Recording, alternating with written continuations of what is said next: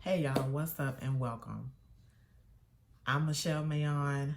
I'm your relationship strategist and I help you successfully navigate through the challenges of relationships and life and business. So as you can see from the title, we're talking about who am I? Who is Michelle, the relationship strategist? Who is Michelle, the wife strategist? Who is Michelle, this person that's talking to me about relationships and building relationships all the time? Okay, so anyway, before we get into it, comment below, let me know how you're doing, where you're from, and let me know a fun fact about yourself, okay? Don't forget to subscribe to the channel for more videos on relationships, life, and business. Okay, like and share this video with all of your friends. All right. So today I just wanted to introduce myself and let you know more about me, what I do, how I do it, why I do it, all of that good jazz. So my name is Michelle Mayaune, if you did not know, okay? I grew up in a small beach town called Stewart. It is in South Florida. I did grow up in a two-parent household, but my parents' marriage was very toxic. My grandmother, my mom's mom, helped raise me, and she introduced me to God, to Jesus, at a young age. Okay, so I was always a different kind of kid. I never fit in with, the cool kids. I was not a cool kid. I was bullied. I was picked on. I was a bit of a nerd. I loved school. And I was very spiritually in tuned at a young age. Okay. I wasn't very street smart. I'm telling y'all, like the streets, I was not well versed in the streets. I had some cousins that were, so that's how I tried to navigate the streets. But that didn't work out so well either. But anyway, let's get back to the story. Like I said, I was very book smart growing up. I was an honor roll student. But I grew up in the hood, right? So that was kind of difficult for me because I just had to figure a lot of things out for myself, and I made a lot of mistakes, especially in relationships, y'all. Okay. And if you don't know, if you're from the hood and you cannot navigate it, it will eat you whole. Okay. It will eat you and spit you out. So anyway, I dealt with and I allowed some really, some people in my life that just should never have been in my life, and that I should never have given the time of day, okay? Because yes, I was too good for them. Thank you. Anyway, so I was an outcast. Like I said, I had a small group of friends. And they were outcasts too. Now that I look back. So anyway, my dad, he was in and out of jail growing up. Was never really there. Never really was a father to me, like, that intimate relationship that girls have with their dad. We really didn't have that. And my mom, she, was working 2-3 jobs sometimes to try to care for me and my little sister while he was in and out of jail, and that kind of thing. So she had to deal with that and deal with him, and stuff like that. So anyway, a lot of things I had to figure out on my own. That's just the way it was. Not saying that I had bad parents. I think they did the best they could with what they had, but that's just what it was. Okay. So anyway, I was telling y'all I was a book nerd. So yeah, I was honor roll student and this and that. But I just kind of got to a point where And I remember I was in the hallway. I was in high school. I think it was the 11th grade. I was talking to my best friend, Therese, at the time. And I was telling her, I was like, girl, I'm just fed up, girl. I'm going to drop out. I'm not going to college. And she looked at me. She was like, what? That's all you were talking about is going to college and this and that. And I was just like, girl, I just F it back then, I was like, F it. So I ended up dropping out of high school. I had lost hope in myself, lost confidence in myself. I had no support system at all. I mean, nothing. So I was being real hard on myself. That experience taught me to, be hard on myself. And then, like I said, I had low self-esteem, distorted self-image and stuff like that. So I dropped out of school, right? So not too long after that, I don't know, maybe a year after that, I moved to Tallahassee, Florida. I had no high school diploma. I had a job, though. I honestly didn't know what I was going to do with the rest of my life.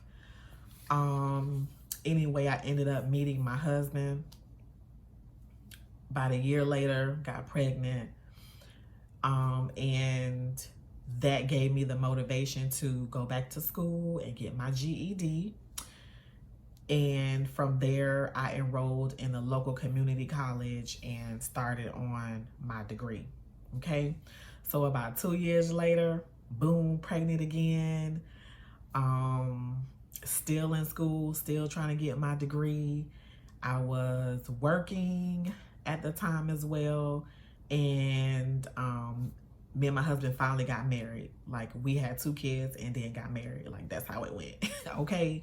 So I'm just telling y'all, like, things ain't got to be perfect, like people say. Like, that's just the way life is. So anyway, I ended up completing my bachelor's in criminal justice. And a few years after that, I got my master's of business administration. And about a year after that, I opened up my first real business, I would say, as a hairstylist, and I owned a beauty salon. So I've been an entrepreneur at the recording of this video for a little over 10 years. A mom for about 17 years. My oldest is 17. Matter of fact, she'll be 18 this year, so 18 years. And married for 15 years. Okay. So if you're wondering, I got more, y'all. So y'all stay tuned into the end because it's about to get juicy. Okay. If y'all haven't already got some juicy deets, but I got some more. Okay. So stay tuned. So anyway, so how did I get into relationship coaching though? Let's talk about that. So I had a traumatic childhood. And the crazy part, I didn't even know it. Okay. I was involved in a lot of toxic, unhealthy, and even at times abusive relationships. And I didn't even know it. Nobody educated me on relationships and how I should how people should treat me. And, it's okay to speak up for yourself. Cause like I said, I was bullied in school, and guess what I did? Just try to disappear, like, and make sure that the bullies didn't see me. You know what I'm saying? Cause that's what kids do. So, I for myself had built a lot of negative relationship patterns, and they were shaping my life. They were shaping the way that I made decisions for myself. And like I said, for a long time, I didn't realize that. Okay. So when it hit me, okay, it slapped me across the forehead. Was when God gave me a job as an abuse counselor, right? So I closed my salon down, and I started working for the Florida the Florida Department of Children and Families, okay, as an abuse counselor. So when you get hired, like they take you through this like 3 or 4 month training, and it is all about trauma and relationship patterns and generational trauma and how it carries on through the family. And then that's when I really started to look at my relationships and my relationship patterns and how they were shaping my life and shaping my decisions and how I was treating people, how people were treating me in the relationships that I had. And, you know, looking at generationally, looking at my parents' marriage and my grandparents' marriages, and just looking at all the stuff about relationships that were shaping me. Okay. So and it just opened up this whole new world for me. And I was just so intrigued. And I just started the healing process within myself. Okay. So like I said, I just started looking at the relationship I was having with God, with myself, my friendships, my marriage, my relationship with my kids. I was looking at relationships that I was having with other family members, with my finances and money, y'all. Okay. Even like my relationship with food and my body. You know what I'm saying? Like my relationship, like I was looking at all of that. And like I said, I started the healing process at that point. So I did that. I did that job for maybe 2 or 3 years. And then the Lord opened up a door for me at a local sexual and domestic violence center. Whoa. Okay. So we studied the same thing, you know, toxic relationships, trauma, how that, you know, how the trauma can shape people. And we also looked at healthy relationships as well, and how to build healthy relationships, and how to know if you're in a healthy relationship.